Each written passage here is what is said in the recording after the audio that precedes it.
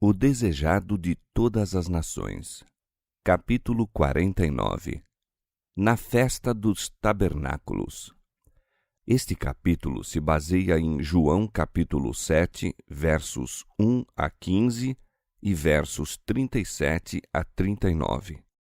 3 vezes por ano era exigido dos judeus reunirem-se em Jerusalém para fins religiosos. Envolto na coluna de nuvem, o invisível guia de Israel dera instruções quanto a esses cultos. Durante o cativeiro dos judeus, eles não puderam ser observados, mas ao ser o povo restabelecido em seu próprio país, começara a observância dessas comemorações.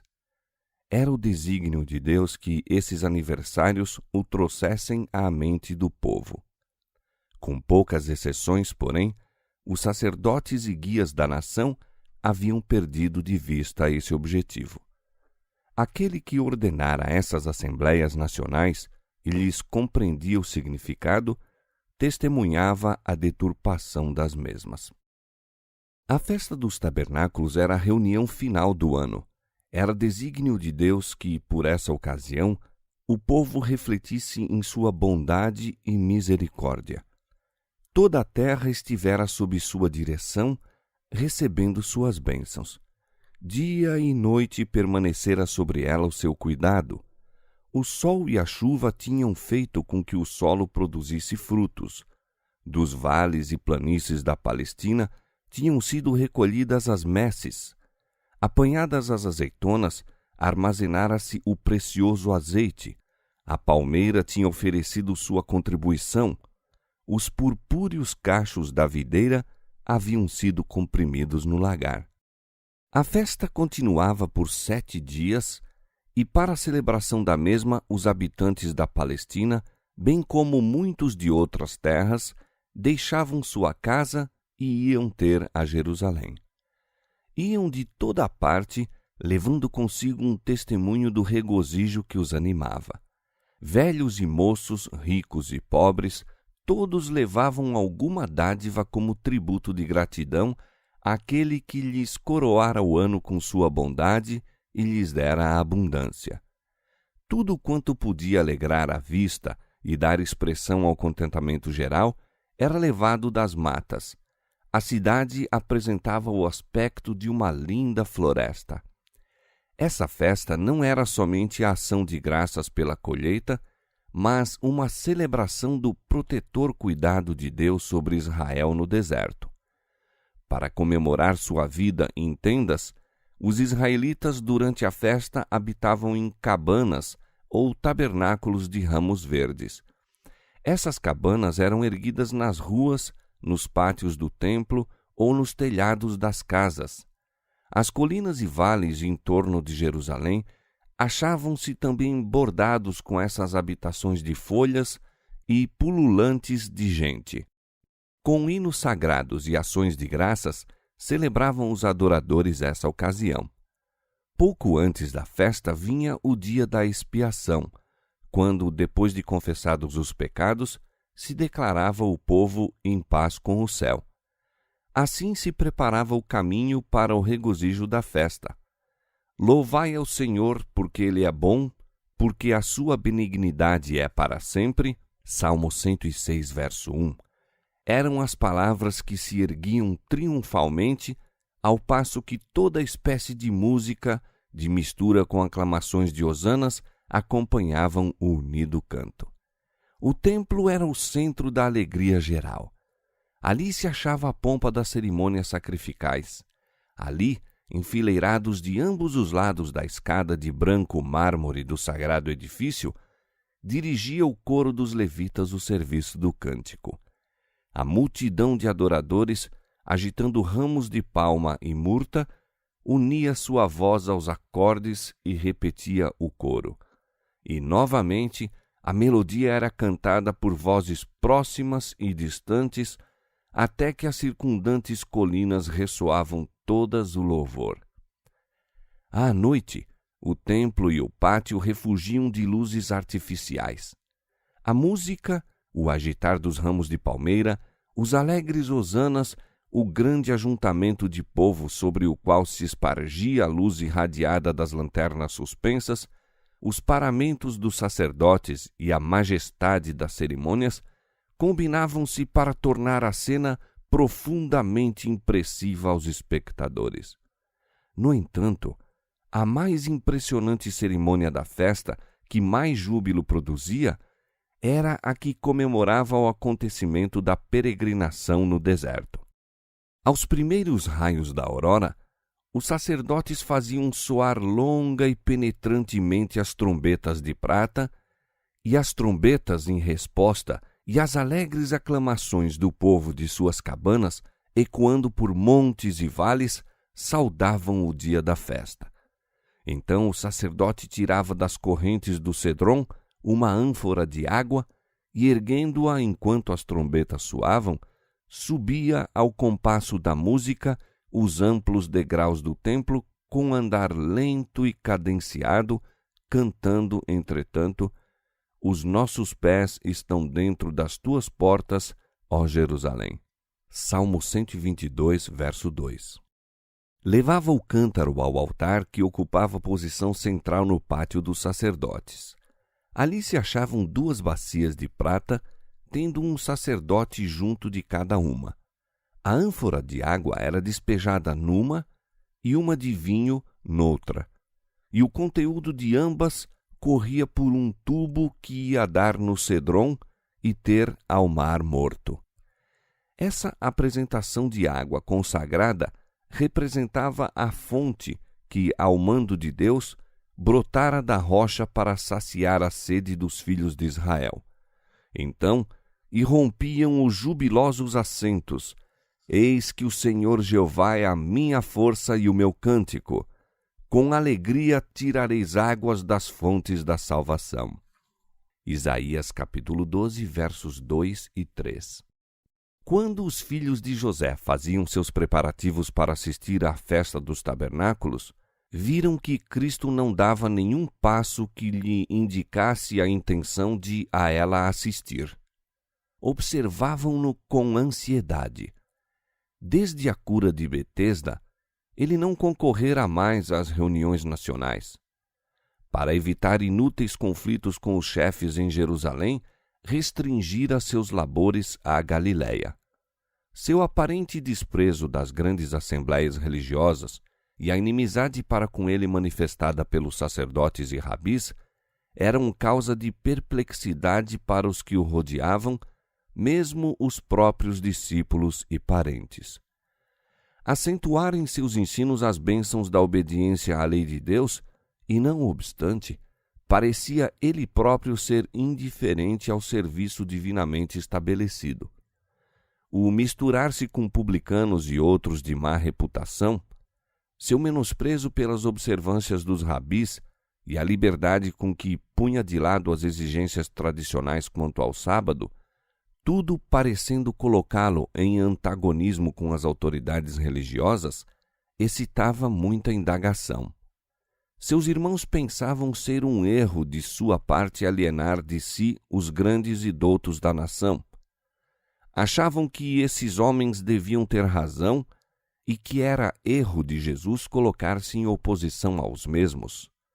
Tinham, porém, testemunhado sua vida irrepreensível e, conquanto não se classificassem entre seus discípulos, haviam sido profundamente impressionados por suas obras.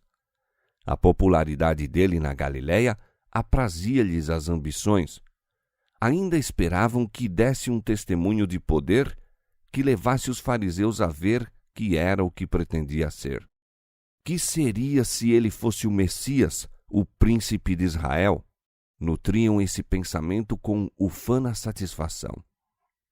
Tão ansiosos estavam a esse respeito que insistiram com Cristo em que fosse a Jerusalém. Sai daqui, disseram, e vai para a Judéia, para que também os teus discípulos vejam as obras que fazes. Porque não há ninguém que procure ser conhecido que faça alguma coisa em oculto. Se fazes estas coisas, manifesta-te ao mundo. O si manifestava dúvida e incredulidade. Atribuíam a Cristo fraqueza e covardia. Se ele sabia ser o Messias, por que essa estranha reserva e inação? Se possuía na verdade esse poder, por que não ir ousadamente a Jerusalém e afirmar seus direitos? Por que não realizar em Jerusalém as maravilhosas obras que dele se contavam na Galiléia? Não te ocultes em retiradas províncias, diziam, fazendo tuas poderosas obras em benefício de ignorantes camponeses e pescadores. Apresenta-te na capital, conquista o apoio dos sacerdotes e principais e une a nação no estabelecimento do novo reino. Os irmãos de Jesus raciocinavam partindo do motivo egoísta tantas vezes encontrado no coração dos ambiciosos de ostentação. Este espírito era que predominava no mundo. Escandalizavam-se porque, em vez de buscar um trono temporal, Cristo declarava ser o pão da vida. Ficaram decepcionados quando tantos de seus discípulos o abandonaram. Eles próprios desviaram-se dele para escapar à cruz de terem de reconhecer o que suas obras revelam, que era o enviado de Deus. Disse-lhes, pois, Jesus: Ainda não é chegado o meu tempo, mas o vosso tempo sempre está pronto. O mundo não vos pode aborrecer, mas ele me aborrece a mim, porquanto dele testifico que as suas obras são más. Subi vós a esta festa, porque ainda o meu tempo não está cumprido. E, havendo-lhes dito isto, ficou na Galiléia. Seus irmãos lhe haviam falado em tom de autoridade, ditando o caminho que devia seguir. Ele lhes devolveu a censura, classificando-os não com seus abnegados discípulos, mas com o mundo. O mundo não vos pode aborrecer, disse ele, mas ele me aborrece a mim, porquanto dele testifico que as suas obras são más. O mundo não aborrece os que se assemelham no espírito, louva-os como seus. O mundo, para Cristo, não era um lugar de comodidade nem engrandecimento do próprio eu. Ele não estava à espreita da oportunidade de tomar seu poder e glória. O mundo não lhe oferecia esse prêmio. Era simplesmente o lugar a que seu Pai o enviara. Ele fora dado pela vida do mundo para levar a cabo o grande plano da redenção. Estava realizando sua obra em favor da raça caída, mas não devia ser presunçoso, nem se precipitar no perigo, nem apressar a crise. Cada acontecimento em sua obra tinha sua hora determinada. Cumpria-lhe esperar pacientemente. Sabia que havia de ser objeto do ódio do mundo. Sabia que sua obra lhe traria em resultado a morte, mas expor-se antecipadamente não seria a vontade de seu Pai. De Jerusalém espalhara-se a notícia dos milagres de Cristo por onde quer que os judeus se tivessem dispersado, e se bem que, por muitos meses, houvesse estado ausente das festas, não diminuíram o interesse nele. De todas as partes do mundo, tinham ido à festa dos tabernáculos na esperança de o ver. No começo da festa, fizeram-se muitas indagações a respeito dele. Os fariseus e principais esperavam que ele fosse, na esperança de um ensejo para o condenar, e investigavam ansiosos: onde está ele? Mas ninguém o sabia. Era ele o pensamento predominante em todas as mentes. Por temor dos sacerdotes e principais, ninguém ousava reconhecê-lo como Messias. No entanto, havia por toda a parte em torno dele pacíficas, mas fervorosas discussões. Muitos o defendiam como um enviado de Deus, ao passo que outros o acusavam como enganador do povo. Entretanto, Jesus chegara tranquilamente a Jerusalém. Escolhera para viajar um caminho não frequentado, a fim de evitar os viajantes que de todas as partes se dirigiam à cidade. Houvesse ele se reunido a qualquer das caravanas que iam à festa, e teria atraído sobre si a atenção ao entrar na cidade, e uma demonstração popular em seu favor teria levantado contra ele as autoridades. Foi por isso que preferiu fazer sozinho a viagem. No meio da festa, quando chegara ao auge o interesse a seu respeito, penetrou no templo em presença da multidão. Devido à sua ausência na solenidade, insistira-se em que ele não ousava colocar-se em poder dos sacerdotes e principais. À sua presença, todos se surpreenderam. Houve um silêncio geral. Todos se admiravam da dignidade e coragem de sua atitude em meio de poderosos inimigos sedentos de sua vida. Tornando assim o centro de atração daquela vasta assembleia, Jesus se lhes dirigiu como nenhum homem o fizera jamais. Suas palavras revelavam um conhecimento das leis e instituições de Israel, do serviço sacrificial e dos ensinos dos profetas, incomparavelmente superior ao dos sacerdotes e rabis.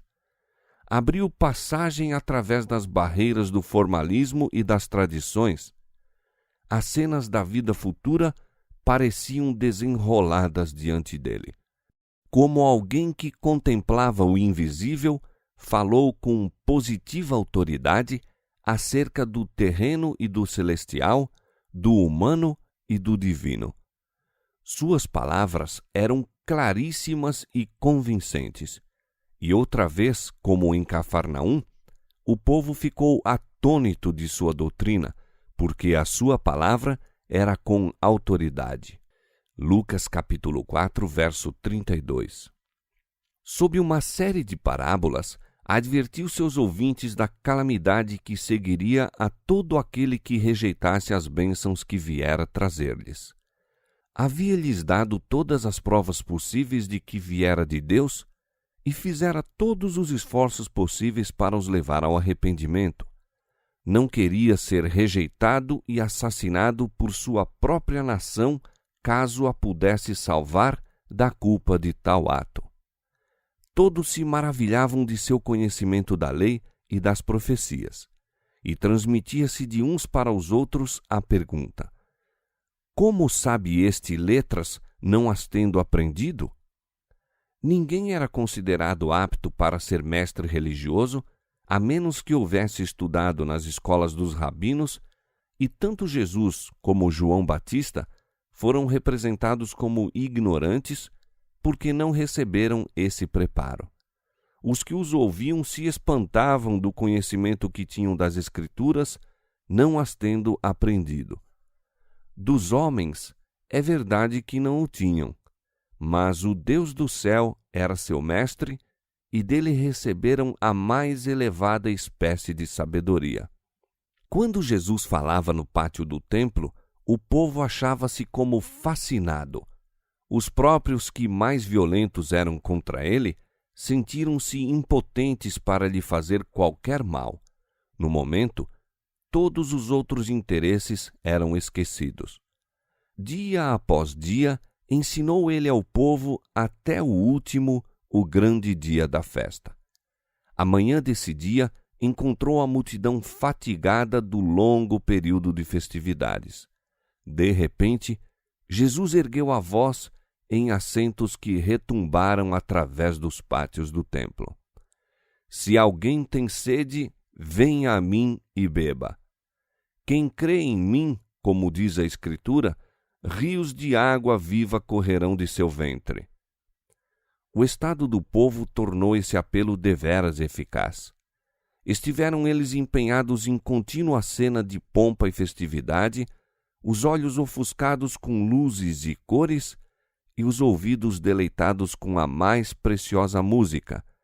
Nada, porém, houvera em toda essa série de cerimônias para satisfazer as necessidades do espírito, nada para saciar a sede da alma por aquilo que é imperecível. Jesus os convidara a ir beber da nascente da vida, daquela que se tornaria neles uma fonte que salta para a vida eterna. O sacerdote havia naquela manhã realizado a cerimônia que comemorava o ferir da rocha no deserto. Essa rocha era um símbolo daquele que, por sua morte, havia de fazer com que manassem vivas correntes de salvação para todos os sedentos. As palavras de Cristo eram a água da vida. Ali, em presença da reunida multidão, ele se pôs à parte para ser ferido, a fim de que água da vida pudesse manar para o mundo. Ferindo a Cristo, Satanás pensava destruir o príncipe da vida, mas da ferida rocha correu água viva. Ao falar Jesus assim ao povo, o coração deste pulsou com estranho respeito e muitos estavam dispostos a exclamar, como a mulher de Samaria: "Dá-me dessa água, para que não mais tenha sede." Jesus conhecia as necessidades da alma. Pompas, riquezas e honras não podem satisfazer o coração. Se alguém tem sede, venha a mim. O rico, o pobre, o elevado, o humilde, são igualmente bem-vindos. Ele promete aliviar os espíritos preocupados, confortar os tristes e dar esperança aos acabrunhados. Muitos dos que ouviram a Jesus estavam a prantear desvanecidas esperanças, muitos nutriam algum desgosto oculto, muitos ainda procuravam satisfazer seus inquietos anseios com as coisas do mundo e o louvor dos homens. Mas, obtido tudo, verificavam haver labutado para alcançar nada mais que uma cisterna rota na qual se não podiam saciar. Por entre o brilho das festivas cenas, estavam descontentes e tristes. Aquele súbito brado, "Se alguém tem sede", despertou-os de sua dolorosa meditação e, ao escutarem as palavras que se seguiram, seu espírito reviveu com nova esperança. O Espírito Santo apresentou-lhes o símbolo até que viram nele o oferecimento do inapreciável dom da salvação. O brado de Cristo à alma sedenta ecoa ainda e apela para nós com poder ainda maior do que aos que o ouviram no templo naquele último dia da festa. A fonte está aberta para todos. Aos cansados e exaustos, oferecem-se os refrigerantes sorvos da vida eterna. Jesus clama ainda: "Se alguém tem sede, venha a mim e beba. Quem tem sede, venha, e quem quiser, tome de graça da água da vida. Aquele que beber da água que eu lhe der, nunca terá sede, porque a água que eu lhe der se fará nele uma fonte d'água que salte para a vida eterna." Apocalipse capítulo 22, verso 17, João capítulo 4, verso 14.